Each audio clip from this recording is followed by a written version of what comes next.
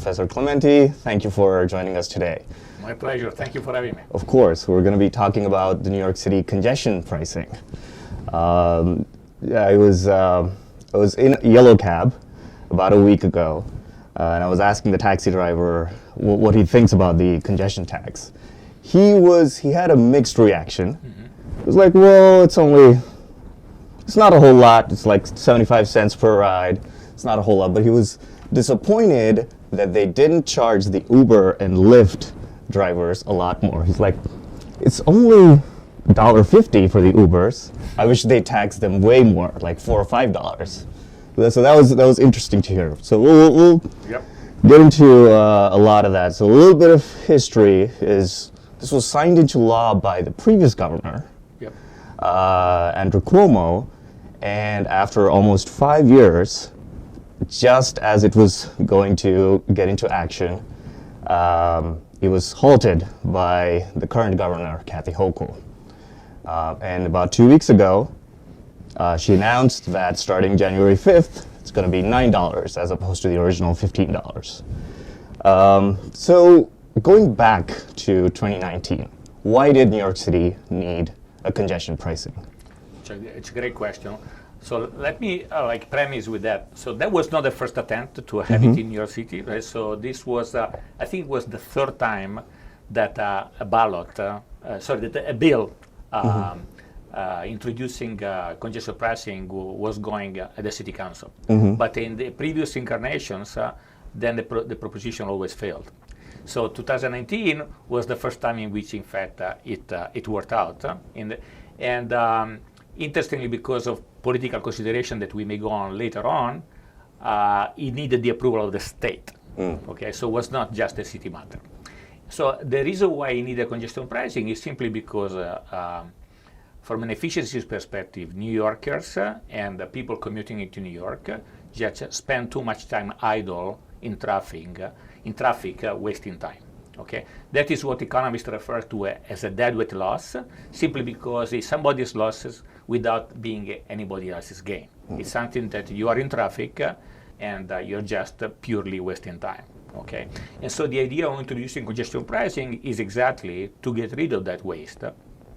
Okay, by reducing possibly to zero the amount of time that people spend in traffic just doing nothing. Okay, and the way it does that is introducing a price of entering the congested area. Interestingly, so congestion of resources comes in every time in which we have a particular resource which is given, right? That is, it cannot be increased in the foreseeable future, and yet the demand is much larger than the actual supply. That is every circumstance in which there is congestion. And generally, in a worldwide economy, so the way we solve those kind of issues is by letting the price mechanism operate. Obviously, we are not accustomed to have a price for the use of these congested resources.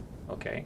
And so it's always troublesome from a political perspective. But if one thinks about it for a second, then it's not particularly natural as a system that you use in society, in particular in capitalistic economy, to resolve issues of rationing. Okay. The bottom line is that no matter what, if you have a congested resource, okay, there is always a maximum number of people that can use it, right? The question is whether you can use it, you can do it efficiently by minimizing that lost time, okay? Or you can do it inefficiently, as we've been doing so far, in which there is a lot of time just spent trying to access that resource, and that resource being nowadays like the central business district of downtown Manhattan. Got it. So fast forward a few years, June of 2024 was going to go into effect, and it was abruptly and infamously stopped and indefinitely delayed. So what happened in June? So this is my own personal conjecture that I think is shared by many, right? Is that it was in an electoral year had become a particularly contentious issues. What do I mean by that? Is in particular there were a couple of districts of House districts in Long Island and at least one, perhaps more in New Jersey, that they were fairly even in terms of exit polls. We're talking about a general election. And so at the national level, I think the input came for the governor to actually cancel it. Simply because by going forward with it, the fear was that they were going to antagonize a large number of voters that commute regularly by car to New York. Okay, and since winning those districts was fundamental in the general strategy of the Democratic Party to gain control of the House of Representatives, there was an input that came and said, okay, let's put a hold on that.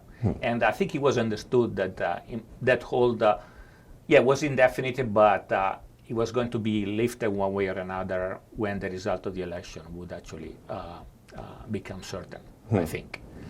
I don't think it's feasible for the governor to cancel it outright. I mean, there is a number of lawsuits that were filed simply because it's not even clear that she has the right to do that. But I think when she took the decision was a political expedient. And that makes sense because I think 63% of New Yorkers disapproved. I think this was a poll done back in April. And also, it also makes sense because right after the election, less than 10 days after the election, the governor reverted back and said, we're going to do the congestion tax starting January 5th. Now, the question, though, is why didn't she go back to $15? The election's over, so why reduce it down to $9? Very good point. I think still the answer we have to look is in politics rather than economics. I think so the governor is going to be up for re-election in 26, if I remember correctly. And this is one of those issues, the congestion prices, that even though if one thinks about it, it's not really among the most relevant, that one where an election should be played. But it's something that is received a lot of coverage by the media. And so it's something that in principle, can be used against her in election, particularly if she faces, as it may be the case, a very close election with qualified Republican candidates. Let's remember that New York State has an history of actually voting also Republican governors, in spite of the fact that the largest fraction of registered Democrat. Interesting. So it is still a political consideration, so might as well... I think it's a political consideration. I'm not aware, even to be honest with you, even the $15 that was first stated, I'm not aware of any sophisticated economic calculations that was put together. In part, I mean, I don't mean to blame the folks that came up with the number. It's just difficult. An economist probably would go with a kind of trial and error, where we come up with a number, okay, and then after a few months we see what happens, and then we can regulate it, we can change it appropriately. This is what in fact has been done also in other cities. Once the results of the impact on the reduction in traffic became known, at that point a revision in the price was enacted. And I think this is something that should not be ruled out also in our case. Honestly, given also the experience that people in other cities around the world, like Stockholm or Milan or London, had with congestion pricing, the experience has been always that ex post, in hindsight, satisfaction has always been much greater than expected.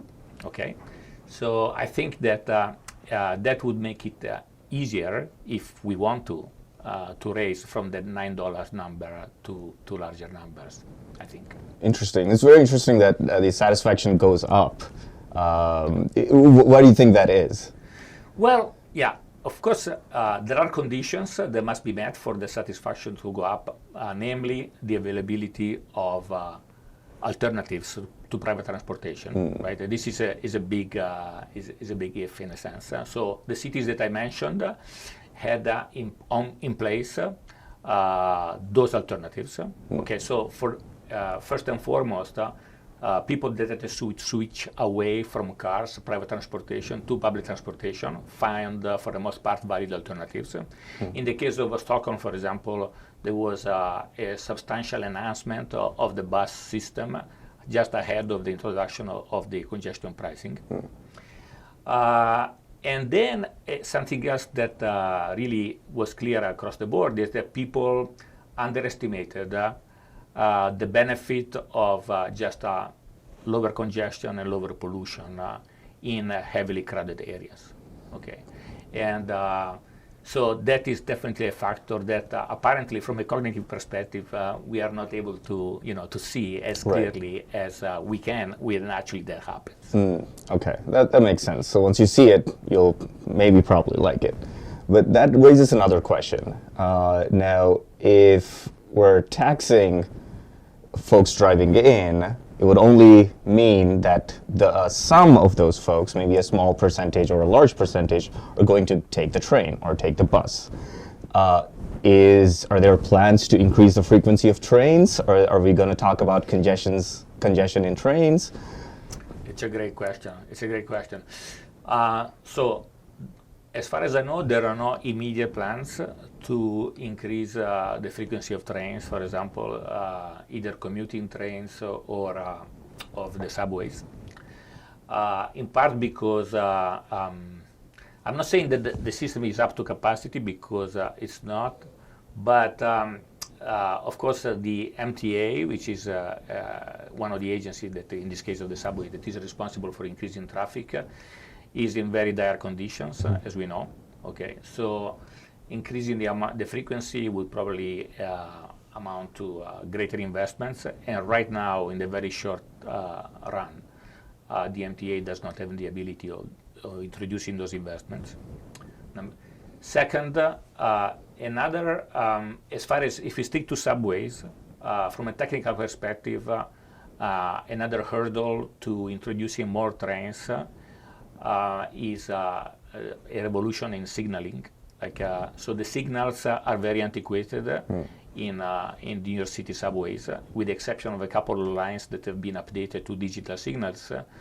All the other lines are use very old-fashioned technology, which essentially means that there is going to be, from a safety perspective, it's impossible to run more trains than we are actually running right now.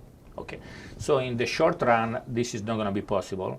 Of course, the probe is from the supporters of the congestion pricing is that the revenues are going to be used in the future to finance a capital investment budget that, in principle, will deliver a more reliable and more frequent service. But this is not going to happen in the short run. This is not something that we should expect when congestion pricing is enacted. So we run the serious risk that, in fact, some of the gains in terms of favorability by the public that we witness in other cities worldwide don't appear here in New York, exactly because, in fact, there may be the increase in demand on certain transportation facility may overwhelm the system. So that is really a big concern. I mean, I'm myself a supporter of congestion pricing, and that is by far the greatest concern I have, is that the system as it is now is overwhelmed by an increase in demand, and that may in fact make the whole system unravel, in the sense that if in fact satisfaction, instead of increasing, as I hope, decreases, that may lead to political pressure to, in fact, perhaps even get rid of congestion pricing sometimes in the future.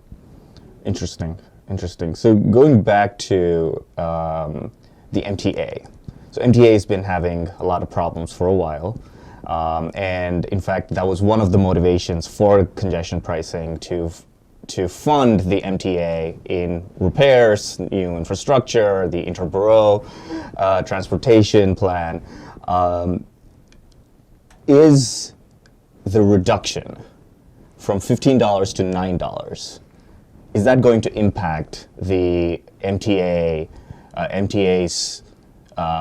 capability to raise funds for all of those infrastructure upgrades? I would say without a doubt, there will be a decline in the revenues that the system is going to bring to the MTA in this case.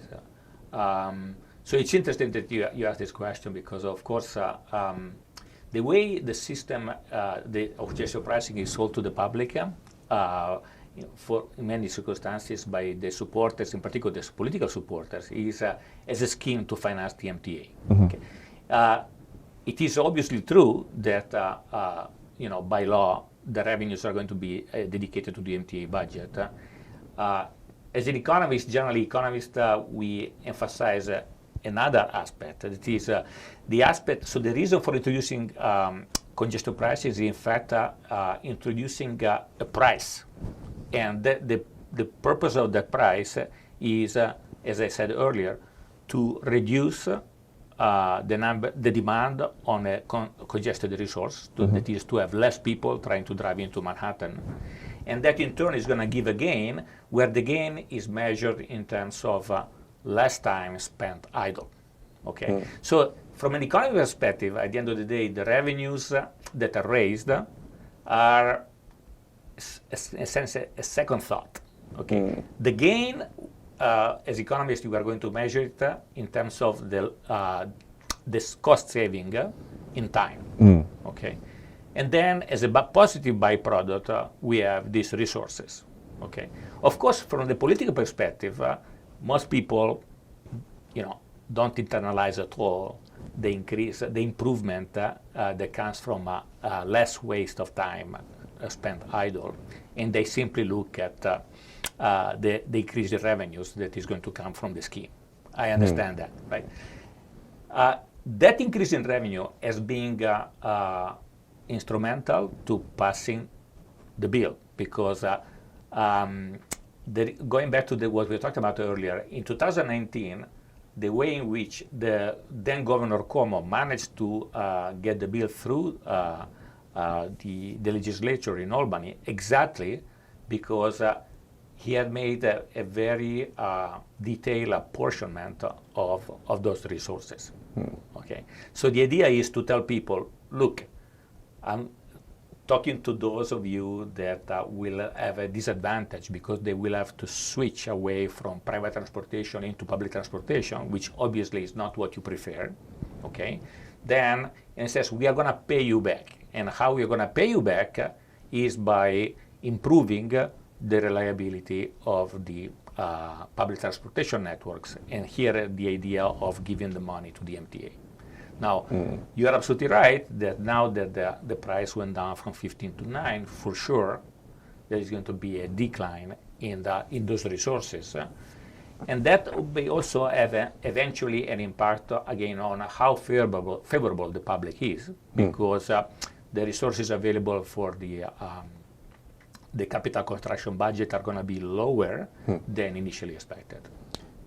Interesting. So the main motivation, according to you, is not to fund the MTA, but to really improve the productivity of people so they don't waste time sitting in traffic. You said it very well. That's exactly what economists think about when we think of congestion pricing, is to find a gain out of reducing simply the time spent idle by most people. Let's think I think most of us had the experience of being in a line, getting into the Holland Tunnel, say, or the Lincoln Tunnel to come into the city. And of course, we went through the experience of just, losing our mind, trying to get into the tunnel. That eliminating those costs is exactly what we think about when we introduce congestion pricing. That makes sense. So that brings me, switching gears a little bit, to taxis, yellow cabs, and Uber and Lyft. So there's a per ride surcharge, or maybe you can call it a tax. For yellow cabs, it is 75 cents a ride, and for Uber or Lyft, it's $1.50 a ride. Now, I think it's obvious that the difference is to give yellow cabs a little bit more leeway. But what is the reasoning behind the per ride surcharge? And is that also an economic consideration, or is that more of a political consideration? Great question. So, so in principle, if one is concerned with, as I said earlier, with abating the cost, the time that is wasted by people idle in traffic, right? So then there should not be any particular treatment that is reserved to Uber or to taxis, because Uber and taxis, we say at the margin, like they affect congestion the same way that a private car does. Okay, so there is not really an economic efficiency argument for favoring taxis and Uber and Lyft over private cars. Okay, so the favorable treatment that is reserved to those categories of individuals essentially is a political consideration. Okay? And as you pointed out, by kind of tweaking the systems to favor taxi driver, that's yet another expression of the particular preferences that in this case the policymaker, in this case the governor, put into evidence. She thinks that a leg up should be given to the taxi driver with respect to other rent-for-hire cars. But overall, the point is that the argument is political in the sense that as far as the effect on congestions are concerned, the effects are the same, whether the increase in congestion comes from maybe one more taxi, one more Uber, Lyft, or one more private car. And what is it going to do to the congestion? Are people just going to stop driving and maybe take a cab? And if they do that, and the congestion is just going to be the same as before, is that going to really help in any way? Yeah, you make a very good point. If the whole point of the congestion is to move people from any type of car, public transport, or private transportation, whether it is own car or rental car or taxi or Uber or Lyft, into other means of transportation, which is public transportation. If congestion pricing triggers simply substitutions, as you pointed out, away from private car to taxis or to Uber, then we are not going to gain anything in terms of lowering congestion.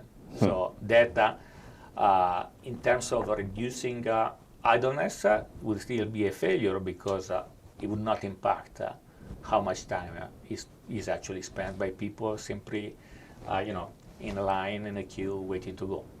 So the whole margin that really matters is how many people we take completely off the road into the public transportation system.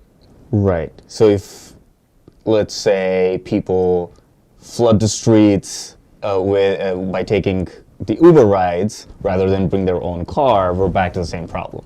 We are absolutely back to the same problem. And the way the supply of this Uber is very elastic in the sense that, in fact, if they realize that there is a surge in demand for their services, given by the fact that now cars are taxed more heavily, then of course there is going to be more people driving Ubers.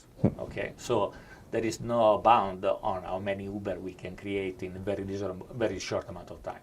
Right. So therefore, in that case, it's reasonably to be expected that there wouldn't be any gain. Okay. And so you point out a reason for concern on the particular pricing scheme that in fact they decided to adopt. Interesting. How about those other cities? How about Stockholm? Do they have anything for taxis and cabs? So I don't know on the top of my mind if they have a particular scheme for taxi or Uber cars. They do have favorable treatments for certain categories of individuals. They do. Generally inspired also by political considerations. Okay, what we know is that in all the other cities that already tried it, there was a very sizable decrease in traffic in the area subject to tolling. Okay, so it was really dramatic the impact that it had, and so I think by all purposes, if as a measure of success we think of the increase in the decrease in the time spent being idle, that was absolutely successful, okay, because we saw a major decrease across the board. I would add also something that perhaps it's obvious to many is the charge at night. So, so we are going to keep having I think it's $2.50. Correct. Right? Yeah. That is not a congestion pricing anymore. Correct. I was going to ask you about that. So why the $2.50 at night? Yeah, that has no sense from a congestion pricing perspective because simply at that time there is no congestion. And so that is a pure tax. This is what we call a tax. And so the detractors of the scheme as it has been put together are right in the particular circumstance when they say that is just a tax, it's got nothing to do with the congestion pricing. That's true. Because a congestion price makes sense only, in fact, there is an issue. The issue is too much traffic that leads to idleness. But at night, that much traffic does not exist in most circumstances, and therefore there wouldn't be the need of taxing it. So optimally, from an efficiency perspective, should be zero what is charged at night.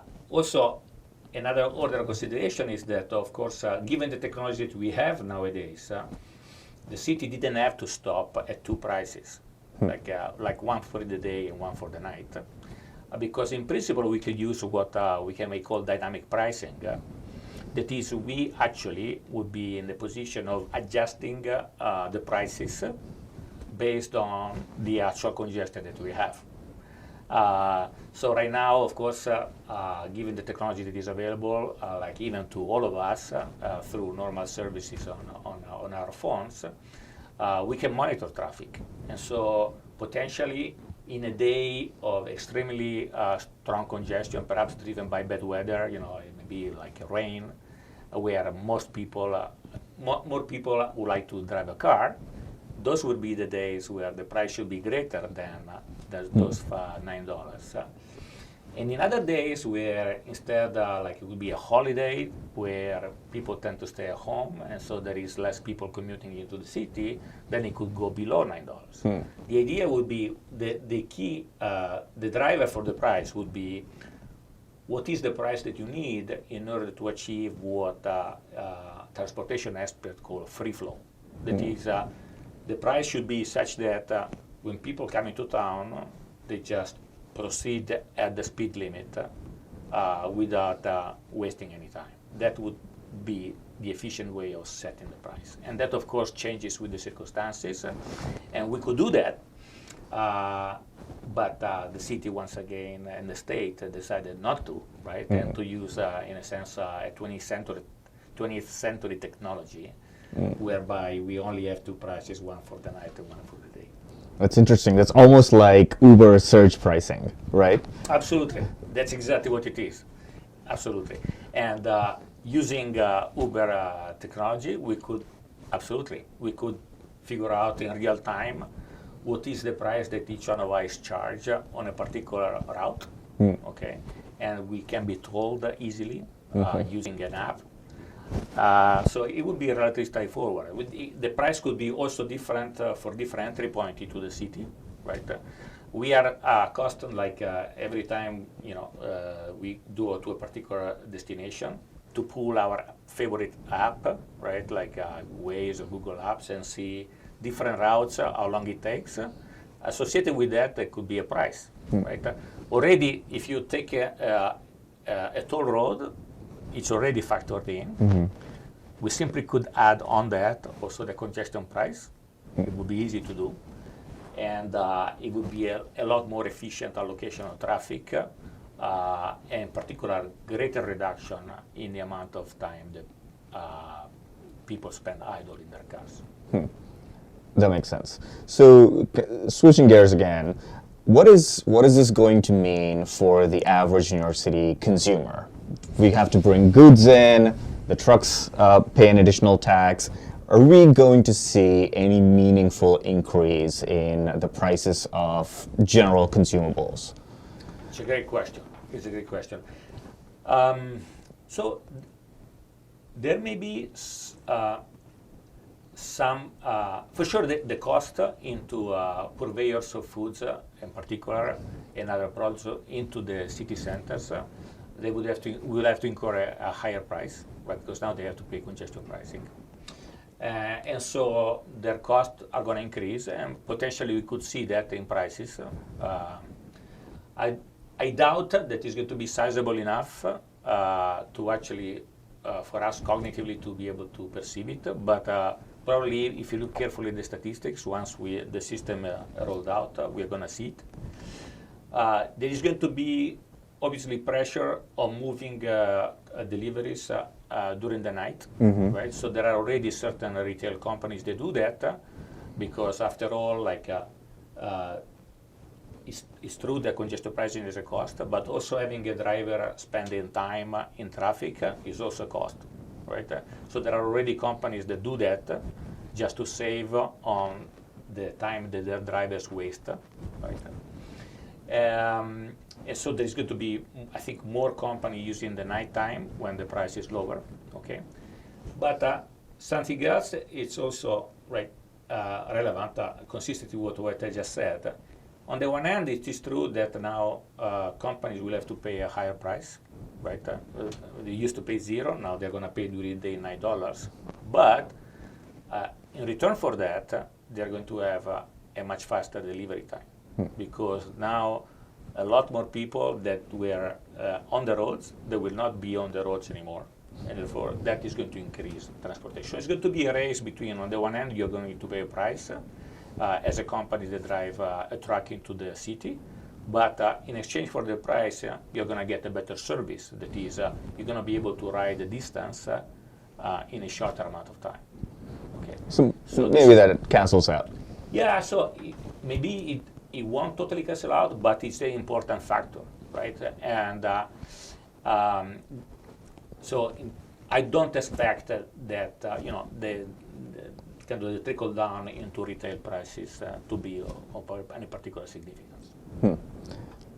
Makes sense. So, talking about some considerations for people who make less money, right? So I think the cap is about $50,000, and if you make under $50,000, you get a discount for the congestion pricing. Why is that discount helpful? First of all, are people driving into the city? Is there a good number of people driving into the city with income of $50,000? Why was this decision made? Great question. So first, sometimes people are surprised by the fact that relatively low-income residents driving to the city, given that, as we know, keeping a car in New York is not exactly cheap.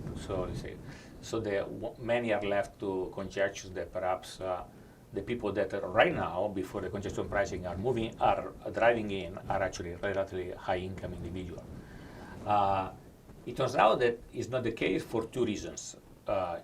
Number one, there are many areas in the outer boroughs that are somewhat like a subway desert. This is sometimes what they refer to, in particular in the borough of Queens, where the closest subway transportation is substantially far away. Okay.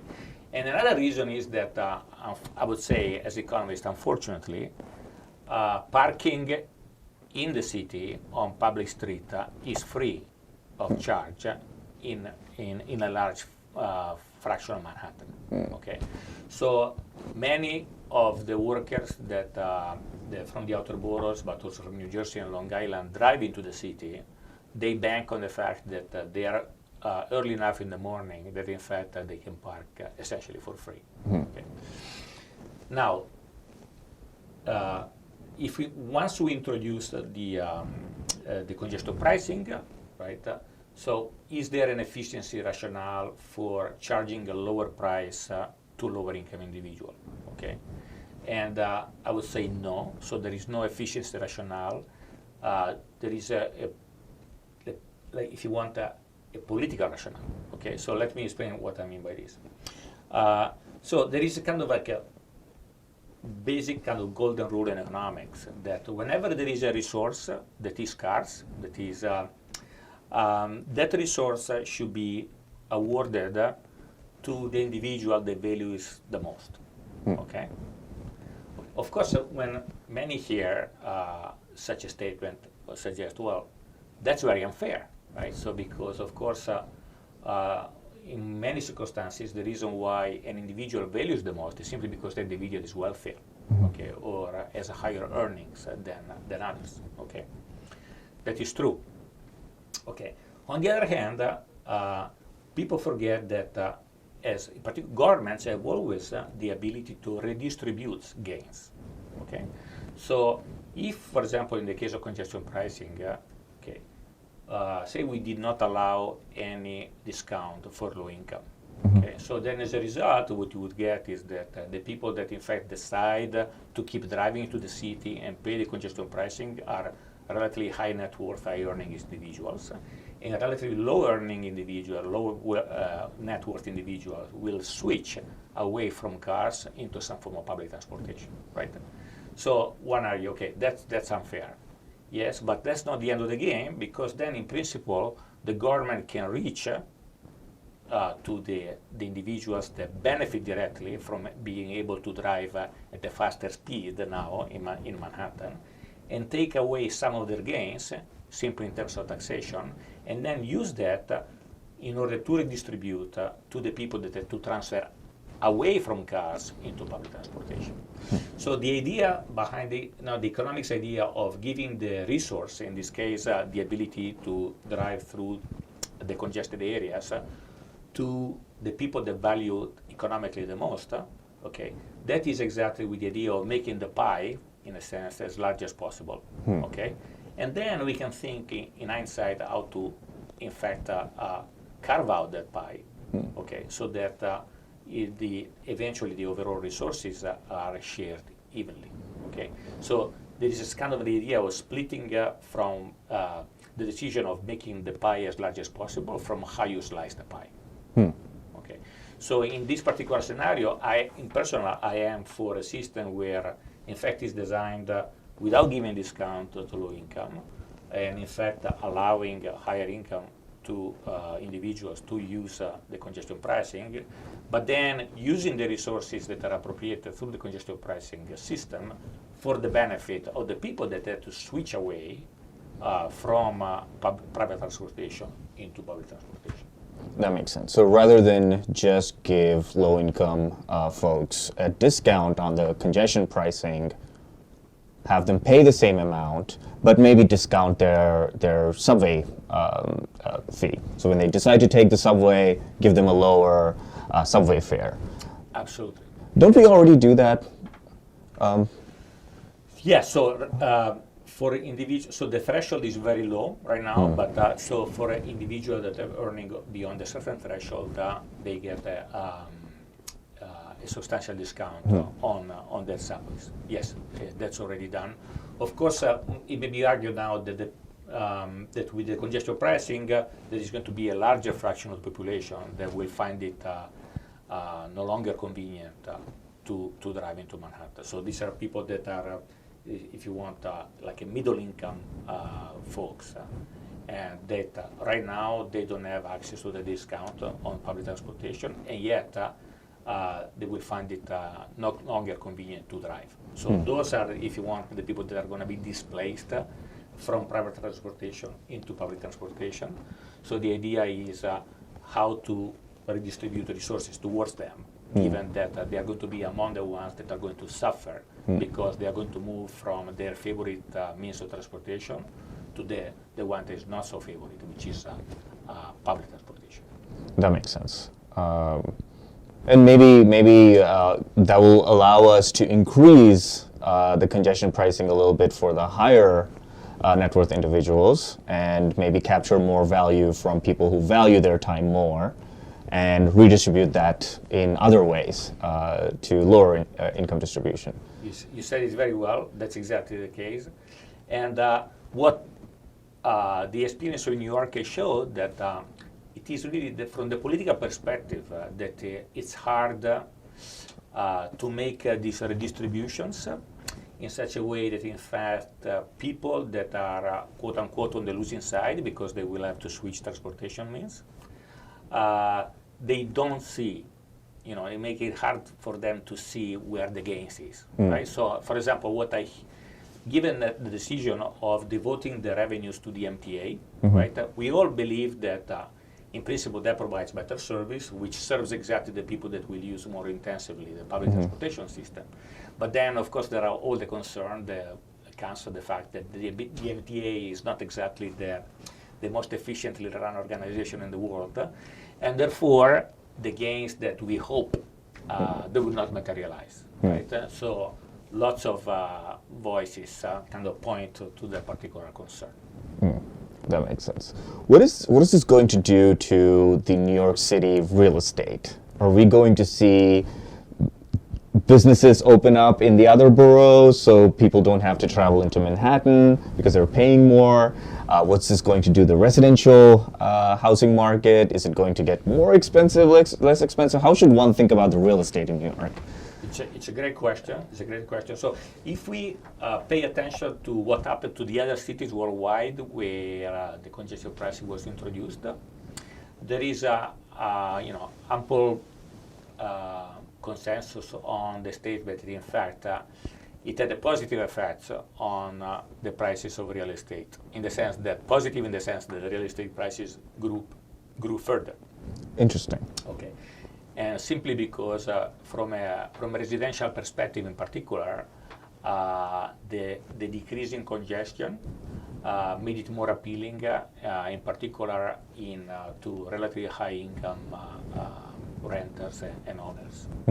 Okay, so the idea is that what is common across all the cities that introduce congestion pricing is that the portion of the city that is subject to pricing is generally already an area that is sought after by relatively high income individuals. Okay, and so the idea is that by introducing congestion pricing, you make you reduce pollution and reduce congestion exactly in the area that is most sought after by these relatively high income individuals. So their appetite actually goes up for those amenities, and so that leads to higher prices. Of course, there are concerns that were raised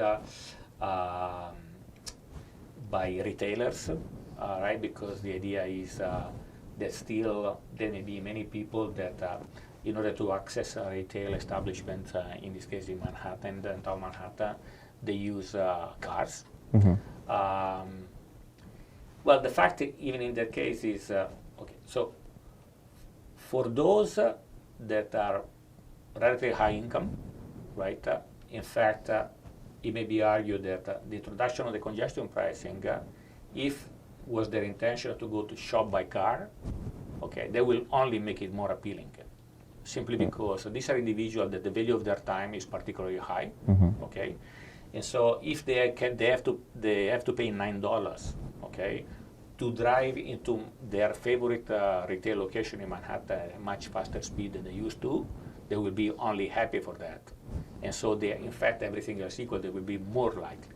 Okay, so if I have to make some kind of educated guess of what's going to happen, is that there's going to be perhaps an increasing concentration of retail that caters to relatively low income in the area that is subject to congestion pricing with respect to other type of businesses. Because once again, if in fact we think that there are people that drive for shopping, number one, those that drive are more likely to be relatively high income, okay? And for these individuals, in fact, the congestion pricing is going to make it more appealing to drive rather than less. Why? Because of the value of their time. Okay, so if they can save time and for just paying $9, then definitely they will go for that. So in a sense, perhaps more and more Manhattan is going to look like the city center of a European cities, where the kind of retail that is left in the central business district is the retail that appeals to relatively high income shoppers. That's an interesting prediction. So that brings me to another question. If the New York City real estate is going to go higher because high net worth individuals would want to live on next to quieter streets, cleaner air, and if they move to the city center, would they really use their cars that much? And if they start living near their office, let's say, or the place of their work, will they really use cars? And would that, negatively affect the revenues that are intended to go towards the MTA? Good question, good point. Yeah, so everything else equal, right? If in fact we are going to witness an influx of people into the area that is subject to congestion pricing, yes, so that will imply less driving and lower revenues. That's absolutely the case. Now, the big question is how sizable is that going to be? It depends to a large extent also on another important aspect of public policy in New York, which is zoning, right? Because in order to have, of course, more people moving in, we also need to be able to build more because vacancy rates are not that high in Manhattan. And so to answer your question, if in fact we are going to cater to this demand by increasing the amount of supply, that is by building more, the effect that you were thinking at may materialize itself. Otherwise, we're simply going to see the effect on prices, because the idea is that if we don't allow more building, right, but the area becomes more appealing because of these new amenities of less congestion and less pollution, then that greater appeal is going to show up just in higher prices. So it's going to benefit the landlords who owns the land, who owns the buildings, without much impact on how many people live in the congested area, and therefore also without much impact on the overall revenues from the system. But you are pointing out an interesting, sort of many interesting ways in which, in fact, we as cities, we are going to adapt to the new system, right? And so what is difficult for the most part, at least from a quantitative perspective, is try to estimate right now what those effects are going to be and how they are going to impact revenues from the system, the volume of traffic. This is why I think it's going to be fundamental to see, like, the first 6 months how it's gonna work out. And I hope that our politicians, our elected officials, are going to be mature enough, in a sense, to adapt it, to change it, to tweak the system. If we figure out that, in fact, at least some of the results that we were after are not forthcoming. So that's my hope. That's a lot to ask from politicians, right? It is. I always think of, I'm a big fan of Scandinavia, and in Stockholm, what they did is, before introducing the system, they had a dry run. So they had a period, I think it was 3 months long, where they just introduced congestion pricing, and they said, okay, now we are going to do it, and then we are going to see how it is, okay? And then at the end of the 3 months, we are going to have a referendum.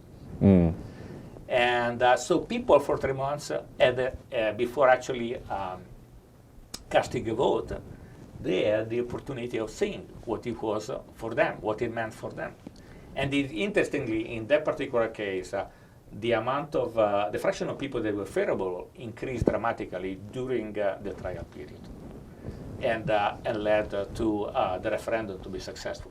That's definitely a good way to do it. All right, thank you, Professor. Thanks for talking to us. This was a riveting conversation. A great time. Thanks for coming. Thank you for having me. Of course.